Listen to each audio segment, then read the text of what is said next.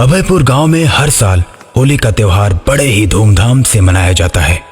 सभी लोग बड़े ही प्रेम भाव के साथ होली खेलते हैं और अन्य दिनों में समय समय पर एक दूसरे की सहायता भी करते हैं। इसीलिए यहाँ के लोग हमेशा खुशहाल रहते हैं। और हर बार की तरह इस बार फिर होली के त्योहार में गांव के सभी लोग रंग में डूबे हुए हैं। कुछ बच्चे एक दूसरे पर रंग डालते हुए धूम मचा रहे हैं। रंग खेलते खेलते वो बच्चे पूरे गांव का चक्कर लगाते हैं और जो भी उनको मिलता है सबके ऊपर रंग फेंकते हैं। गांव के बीचों बीच एक बड़ा सा गड्ढा बनाया गया है जिसमें रंग भरा गया है। बच्चों के पास जब रंग खत्म हो जाता है तो सभी उसी बड़े गड्ढे से रंग भरने के लिए जाते हैं। एक बार फिर रंग भरने के बाद सभी बच्चे दोबारा गांव में घूमने लगते हैं और सबके ऊपर रंग डालने लगते हैं।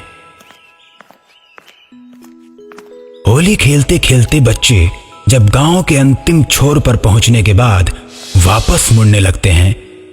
अरे दोस्तों, वो देखो, वो वहां पर और एक घर है, चलो चलते हैं और सबको रंग लगाते हैं। सभी बच्चे मुड़ते हैं तो उन्हें गांव के बाहर एक घर दिखाई देता है जो आज से पहले उन्होंने कभी नहीं देखा था। अरे मोहन, पहले ये घर तो यहाँ नहीं था, अब अभी कैसे आ गया? मुझे तो बहुत डर लग रहा है यार। चलो लौट चलते हैं।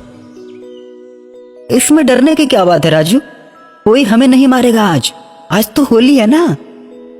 इतना कहने के बाद मोहन सबको लेकर उस घर की तरफ चल पड़ता है। जब बच्चे घर के पास पहुंचते हैं तो देखते हैं कि वो घर तो तंबू का है। बस दूर से पक्का मकान लग रहा था। तंबू से बने घर को जब राजू देखता है तो डरने लगता है। मोहन मेरी बात मान, हमें अंदर नहीं जाना चाहिए। देखो ये तो पक्का घर भी नहीं है, ये तो तंबू से बना घर है ना। मुझे तो लगता है कि ये किसी भूत का घर है और इसीलिए दूर से ये पक्का घर दिख रहा था। अब तो राजू के साथ साथ सभी बच्चे डरने लगे थे, लेकिन मोहन अभी भी निडरता के साथ खड़ा था और रंग लगाने के लिए उतावला हो रहा था। तुम लोग तो सचमुच डरने लगे हो। भूत तो कुछ नहीं होता, ये राजू तो बस झूठ में तुम लोगों को डरा रहा है। होली तो आज हम खेलेंगे, उस घर में जो भी मिलेगा ना सबको रंग लगाएंगे। चलो। मोहन की बात मानकर सभी बच्चे उसके पीछे पीछे चलने लगते हैं और सबको जाता देख राजू भी मन मानकर उनके पीछे चलने लगता है। थोड़ी देर में सभी बच्चे तंबू वाले घर के किनारे पहुंच जाते हैं। दोस्तों, अब तो अपनी पिचकारी तैनात कर लो, हम सब घर में घुसते ही सबको नहला देंगे और फिर भाग चलेंगे। ऐसा कहकर मोहन शांत होकर घर में घुसने लगता है जिससे किसी को पता न चले। दोस्तों, शोर नहीं मचाना, आराम से आओ, नहीं तो सबको पता चल जाएगा। सभी बच्चे मोहन की बात को मानकर शांति से अंदर जाने लगते हैं, लेकिन राजू एक बार फिर मोहन को मना करता है। उसे अभी भी लग रहा है कि इस तंबू वाले घर में कुछ न कुछ गड़बड़ है, क्योंकि कल जब वो अपने पापा के साथ हॉस्पिटल जा रहा था तो उसने यहाँ कोई घर नहीं देखा था। दोस्तों अंदर मत जाओ, मुझे तो डर लग रहा है। अगर हमें कहीं कुछ हो गया तो हमारे मम्मी पापा बहुत ज्यादा परेशान हो जाएंगे। राजू की बात सुनकर मोहन एक बार फिर उस पर खूब हंसता है और उसे कमजोर, डरपोक, फट्टू और भी बहुत कुछ बोलता है। और अब धीरे धीरे सभी बच्चे मोहन की हाँ में हाँ मिलाकर राजू का मजाक उड़ाकर उस पर हंसते हैं। राजू को यह बात अच्छी नहीं लगती, अब उसे गुस्सा आ जाता है। मोहन मेरा मजाक मत उड़ाओ, मैं डरपोक नहीं हूं, मैं समझदार हूं। अब मुझसे मेरी बेइज्जती बर्दाश्त नहीं होती। चलो कहाँ चलना है? राजू की यह बात सुनकर मोहन खुश हो जाता है और सब अपनी पिचकारी को लेकर दबे पांव घर के अंदर जाने लगते हैं। घर के अंदर जाने पर उन्हें घर खाली मिलता है। सभी बच्चे इधर उधर देखते हैं लेकिन उन्हें कहीं कोई दिखाई नहीं देता। अब मोहन राजू की ओर मुड़ता है और उससे बोलता है, देखा राजू, तू तो बोल रहा था कि ये तो भूत का घर है, लेकिन यहाँ तो कोई नहीं। मोहन यार चलो यहाँ से, चलो चलते हैं। जब यहाँ कोई है ही नहीं तो हम किसके साथ रंग खेलेंगे। अब सभी बच्चे घर से निकलने लगते हैं। जब वो दरवाजे के पास पहुंचते हैं तो उन्हें दरवाजा बंद मिलता है। दरवाजा बंद देख राजू जोर जोर से चिल्लाने लगता है। देखा, मैंने बोला था ना कि ये किसी भूत का घर है, लेकिन तुम लोग नहीं माने। ये भूत हम सबको मार के खा जाएगा। हाँ राजू, भूत हम सबको मार कर खा जाएगा। अब हम घर कैसे जाएंगे?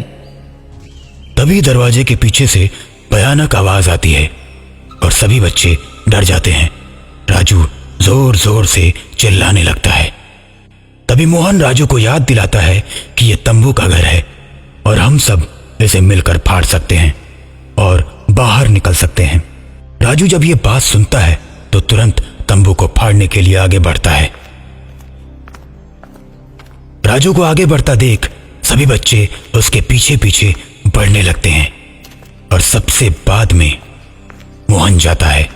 मोहन अपनी जेब से एक चाकू निकालता है और राजू के बगल में जाकर तंबू को थोड़ा सा फाड़ देता है और उसे ऐसा करते हुए कोई नहीं देख पाता। तंबू को काटने के बाद मोहन राजू से बोलता है, राजू देखो देखो, यहाँ तंबू फटा है, यहाँ से फाड़ो, ये जल्दी फट जाएगा।